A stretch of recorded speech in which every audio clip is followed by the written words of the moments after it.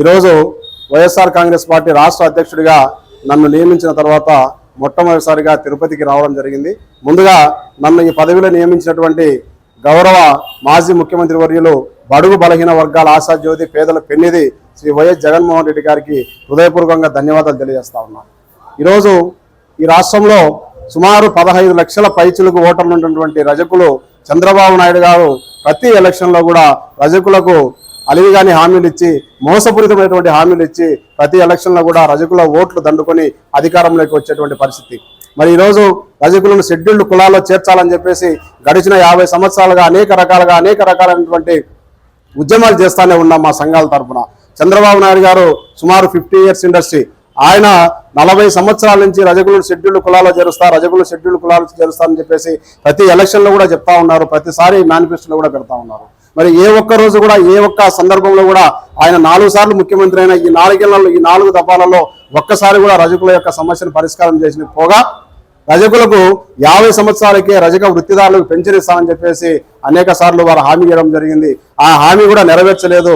మరి అంతేకాకుండా ఈరోజు ఈ రాష్ట్రంలో రజకుల పైన అనేక రకాలైన దాడులు దౌర్జన్యాలు జరుగుతూ ఉన్నాయి. ముఖ్యంగా తిరుపతి ఉమ్మడి చిత్తూరు జిల్లా తీసుకుంటే ఆయన సొంత నియోజకవర్గమైనటువంటి కుప్పంలోనే 12 సంవత్సరాల రజక బాలికపై అత్యాచారం చేసి ఆమె గర్భవతి అయితే పట్టించుకునేటువంటి పాపం లేదు. మరి ముఖ్యంగా దోబిఘాట్ల విషయంలో అయితే ఈరోజు కుప్పం నియోజకవర్గంలో 2 దోబిఘాట్ల అనాక్రాంతం అయిపోయినాయి. మరి తిరుపతిలో కూడా రణధిరిపురం ఏదో పేరు చెప్పారు, 2 దోబిఘాట్లు కూడా అక్కడ కూడా అన్యాక్రాంతమైపోయినాయి. అవే కాకుండా రాష్ట్రంలో అనేక రకాలైనటువంటి దోబిఘాట్లను భూ కబ్జాలు చేసి తెలుగుదేశం పార్టీ నాయకులు ఆక్రమించుకొని అక్కడ రజకులు బట్టలు ఉతుకునేదానికి అవకాశం లేకుండా చేస్తా ఉన్నారు.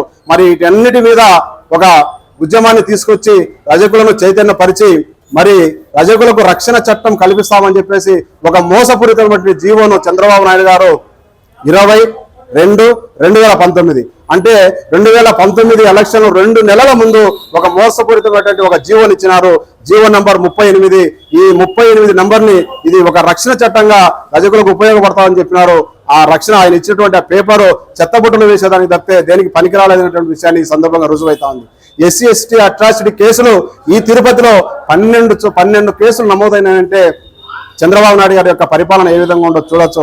కాబట్టి రజకులను ప్రతి సందర్భంలో కూడా మోసం చేస్తూ మోసగిస్తున్నటువంటి చంద్రబాబు నాయుడు గారిని గద్దెదించి మళ్ళీ రాబోయే ఎలక్షన్లో జగన్మోహన్ రెడ్డి గారిని వైఎస్ఆర్ కాంగ్రెస్ పార్టీని అధికారంలో తీసుకొచ్చేదానికోసం రజకులు నిరంతరం కష్టపడి పనిచేస్తామని చెప్పేసి మా ఈ రజక ఆధ్వర్యంలో రజక వైఎస్ఆర్సీపీ వింగ్ ఆధ్వర్యంలో ప్రతి ఊరికి, ప్రతి గ్రామానికి, ప్రతి మండలానికి, ప్రతి నియోజకవర్గంలో కూడా మేము పోయి రజకులను చైతన్యపరిచి జగన్మోహన్ రెడ్డి గారిని ముఖ్యమంత్రి చేసుకునే దాంట్లో ప్రథమ పాత్ర మాదే ఉంటుందని చెప్పేసి ఈ సందర్భంగా తెలియజేస్తా ఉన్నా.